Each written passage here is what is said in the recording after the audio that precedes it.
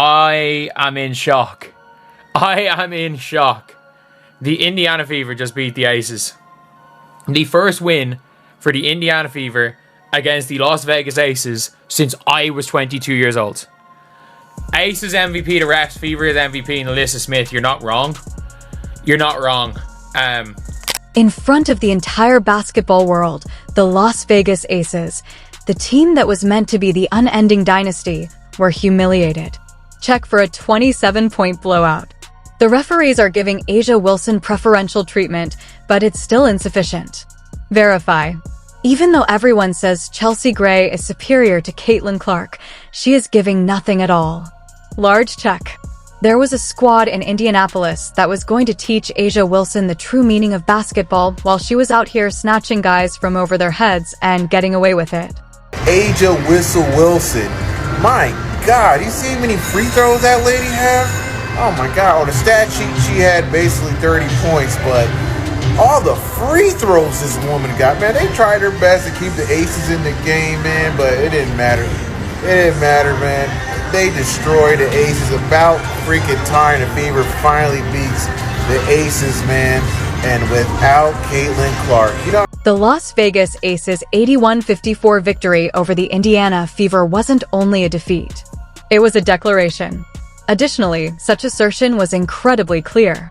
When a team shows up to play actual basketball, no amount of legacy prejudice, A'ja Wilson heroics, or encouraging calls will save you. But this was a big win for the Fever because the Aces were the only team that they had not won at least one game to last season, meaning the Aces swept the Fever last season. They actually haven't won a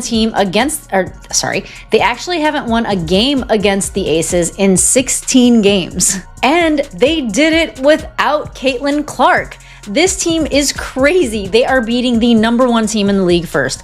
And then they go and beat the Aces, who they haven't won to in 16 games. And they did it without Caitlin Clark, which is just a testament to how this team is finally developing a rhythm. Since this is when things become heated, let's discuss what transpired during the third quarter. A'ja Wilson is expertly boxed out by Lexi Hull, a player who has been working hard all season. Perfect foundations, neat placing. She grabs the rebound in just the manner that Basketball 101 teaches. A'ja Wilson, however, enters from behind and grabs the hole over her head in what ought to have been a classic over-the-back foul. The line a decent amount of times. A'ja Wilson, she got a favorable whistle in the second half, but it is what it is. Superstars get the whistle. Unless your name is, 29 points for A'ja Wilson, 3 boards, 3 personal fouls, 3 turnovers, 9 for 18 from the field goal. From the field, 11 for 13 from the free throw line. Look at the rest of her team. 2 points, 2 points, 2 points, 6 points, 0 points, 4 points, 2 points, 3 points. Dana Evans, 1 for 10, Dana Evans. Oh my goodness. Any basketball fan who has spent more than 5 minutes watching the game is aware of what the call ought to have been. Indiana ball over the back. The narrative is over. However, what did the referees do? It was referred to as a jump ball. A ball for jumping. Even the broadcasters were taken aback when one player was obviously fouled from behind while securing a clean rebound, as if Wilson and Hull were in an equal position. As they attempted to comprehend what they had just seen, you could hear the bewilderment in their voices. It couldn't have been a 50-50 call because the contact was too clear. Nevertheless, the Zebras managed to manipulate a clear foul into a situation that was advantageous to the offending player. I don't know about frustrations boiling over as more to just like making a point. Well, Caitlin said she got me though, so. One more though. She just got a bonus. And by bonus, she was meaning the Commissioner's Cup bonus, which was $49 or $43,000 per player, because the prize pool was $500,000. And apparently, Steph White just was pissed about the officiating. I don't know if it was A'ja Wilson's whistle or what, but if you find it entertaining, kindly subscribe. This is where the story becomes wonderful, though. Bad officiating didn't deter the Indiana Fever. Following their absorption of that dubious call, they went on to destroy the Aces in a manner that rendered all dubious whistles moot. Let's dissect this destructive masterpiece one quarter at a time. Because the Aces experience basketball poetry as a result of the illness. Indiana came out strong in the first quarter. They never looked back after scoring the first 6 points of the game. They were up 21-14 by the time the dust settled. Furthermore, it was immediately evident that this would not be the A's night. The Fevers held Las Vegas, while shooting 52.9% from the field up to 28.6%. They demonstrated early on that they intended to target the Aces, where it stung the most by controlling the paint score of 164. The third. Like I said, the referees were starting to get on the side of the Aces. They were trying to wheel the Aces back in. And Lexi stepped in and sort of killed it. Kelsey Mitchell never took her foot off the gas tonight, by the way. This is the best thing I've seen from Stephanie White all season long. Right here, she was aggravated by the refs already, and in the fourth quarter, 5:35 left, Stephanie White lost her shit on the sideline. She lost her shit. And let me just play this right here. Roll it. Lost that lead late. And she's gonna. You see her just losing it up here. Losing it. And she got teed up right there. And Caitlin Clark loved it. The second quarter was when the Fever really got to them. They shot a staggering 81.8% from the field, outscoring the Aces 25-10 in the quarter, while Las Vegas only managed 23.5%. While the Aces could only muster 3 of 13, they went a perfect 6 for 6 from inside the paint. The game was practically done at halftime with a score of 4,624. An already struggling Las Vegas team might have been further demoralized by that possession, which could have resulted in another Fever bucket. The authorities gave Las Vegas a lifeline by calling a jump ball. The Aces had an opportunity to swing the momentum and win the tip. Just when the reigning champions needed a respite, it appeared for a brief moment that the officiating was going to tip the scales in their favor. Really put it on. Right here, you can see 24 points in the first half for the Aces. I mean, seriously, for the Aces. Points in the paint, 38-20. I mean, it was a dominant win by the Indiana Fever. For the Fever. This was a quintessential here we go again scenario. All of the coaches and players in the building were aware of what they had just seen. Despite doing everything correctly, Lexi Hull was not rewarded. A young squad can be shaken by a missed call like that, particularly when playing a high-profile opponent like the Aces. It was an opportunity for the Aces to take a breather. When you're down large and having trouble finding offense, the referees award you a 50-50 ball that you didn't deserve. The lead soared back to 6,847 before the last quarter began. Pure dominance in the fourth quarter. Over the whole of the quarter, the Aces only tallied 7 points. 7 points. Basketball isn't like that. That is a thorough and utter collapse. The Fever completely destroyed what was expected to be a championship-caliber team, as evidenced by the final score of 8,154. This defense is playing phenomenal. Oh my God, it's night and day. I think that Commissioner's Cup gave them swag. Now they're swagging it out. I never seen Natasha Howard so aggressive in my life. This girl is beasting now all suddenly. She is beast moding right now.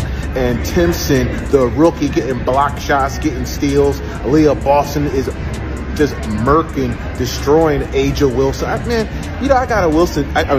I got a nickname for Aja Wilson, guys. You know what it is? Whistle Wilson. Because this lady's always getting whistles. She's the person with the special whistle, guys. Every freaking time. And then she goes to the free throw line. Freaking free throw merchant. I think she's related to SGA. But anyway, she's not playing that great. However, since the data presents an intriguing picture, let's discuss Aja Wilson's performance in light of the larger picture. She made 11 of 13 free throws and 9 of 18 shots to end with 29 points. Those appeared to be respectable figures on paper. She reached the line 13 times, which is just 4 less than the Indiana Fever team as a whole.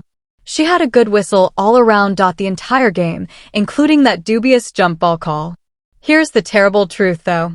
Despite A'ja Wilson's 29 points, her team fell by 27. Take a moment to consider that.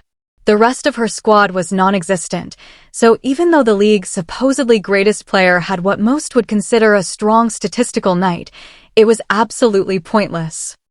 The Aces tried to put a little run together to start the third quarter, and Sophie Cunningham and Lexi Hull shut that shit down. They shut it down by hitting some big shots. All right. That still led to the only 2 points that Sophie Cunningham had. But it was big. So right here, let's start Aaliyah Boston right here. That's Sydney Colson to Boston. She's going to drive into the lane. And I've got to tell you, she gave A'ja Wilson all she could handle. The remainder of the Las Vegas Aces shot 7 of 43 from the field following Wilson's 9 of 18 shooting. That represents 16.3% of all shots from people who aren't A'ja Wilson. Nobody else on the Aces scored more than 6 points. Take a moment to process that. In a team that should have depth for championships, the MVP candidate was virtually playing basketball one-on-one. In relation to the players who were expected to offer assistance, let's discuss Chelsea Gray, the player who, according to some, is superior to Caitlin Clark. Gray ended with 2 assists, 5 turnovers, and 2 points on 1 of 3 shots. There are 2 points. This season leader is expected to lead the attack and improve her teammates.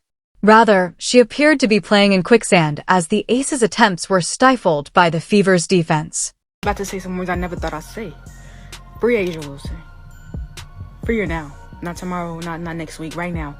I never thought I'd say this. If I'm A'ja, I'm in that locker room, I'm stripping everybody of their A1s. I'm sure I didn't give y'all these free shoes and y'all gonna come out here and y'all can't even give me more than 5 points. None of y'all, where y'all at? Y'all can't help me out. I'm reigning MVP. I'm bringing y'all these champions. I took a pay cut for some of y'all to be here and you can't give me no points. Really, I'm over here, I have 25 points in the third quarter and you can't give me nothing. Contrast that with Caitlin Clark's actions from the sidelines. Chelsea Gray was absent. Clark was encouraging her teammates, giving them energy, and being a loud leader despite her injury as they struggled to get 2 points. She was seen on camera cheering every big play and keeping her team motivated while she was on the sidelines. That is true leadership, the kind that influences victory even when you are unable to make a statistical contribution. Without their premier player, the Fever put on a team basketball masterclass. Leading the pace with 25 points and 6 assists was Kelsey Mitchell. Aaliyah Boston contributed 7 rebounds and 20 points. Commissioner Cup MVP Natasha Howard scored 11 points and pulled out 10 rebounds.